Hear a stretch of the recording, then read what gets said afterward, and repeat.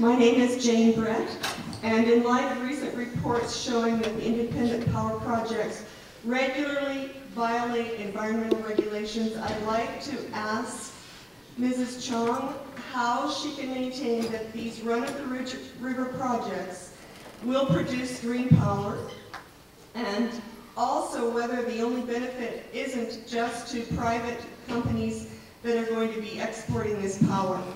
And you said the other candidates would respond as well? Yes, they will. Okay. Okay. Well done, and you did the question in 30 seconds, so Thank you so much. okay, so each candidate now has 2 minutes to respond to that question.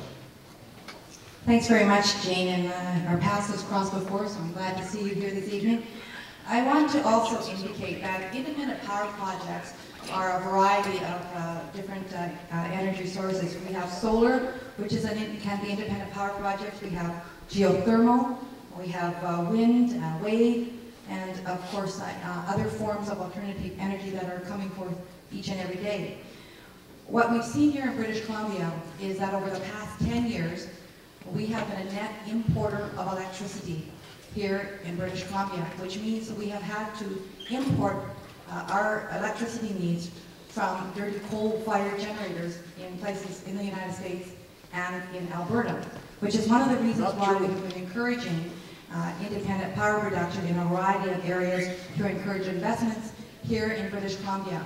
Our independent power production projects do provide as many as 1,100 jobs in the construction area, and then some ongoing sustaining jobs. Many of them are in our rural communities.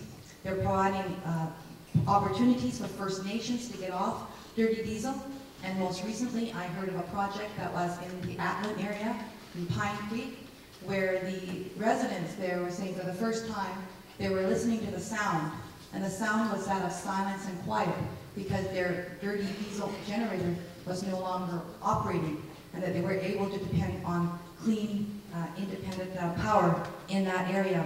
These are jobs that are important to regions around our province, in the rural areas, and these are jobs that are sustainable in the long term. Thank you very much.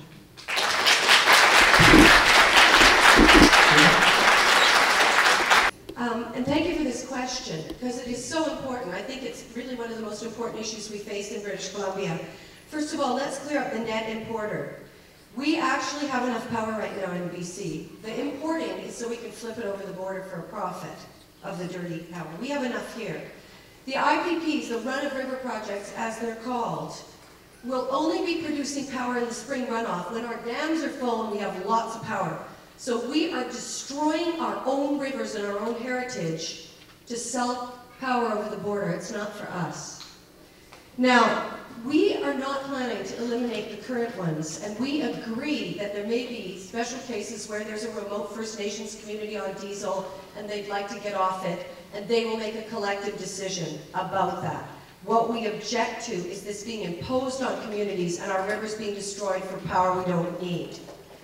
Right now, BC Hydro is being forced to buy this power from the private companies for 12 cents a kilowatt hour.